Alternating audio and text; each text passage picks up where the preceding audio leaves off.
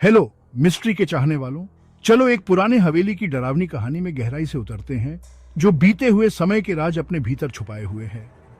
कल्पना करो एक ऐसी दुनिया में कदम रखने की जहां हर साया एक कहानी छुपा सकता है। तैयार हो?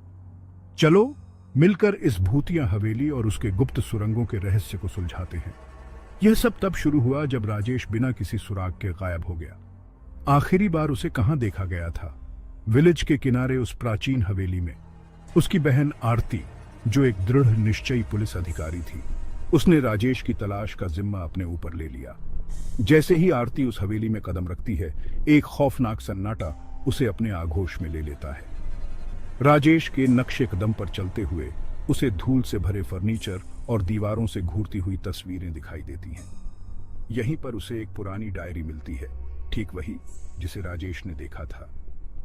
डायरी में लिखे शब्द चरमराते फर्श के नीचे छिपी सुरंगों की ओर इशारा करते थे।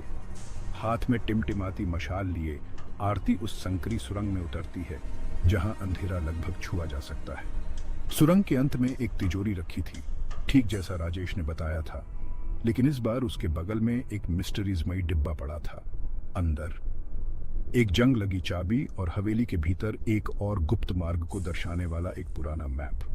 नक्शे के सहारे आरती को हवेली के पिछवाड़े में एक दरवाजा मिला। उसे खोलने पर एक विशाल तहखाना सामने आया जो कंकालों और प्राचीन दस्तावेजों से भरा हुआ था।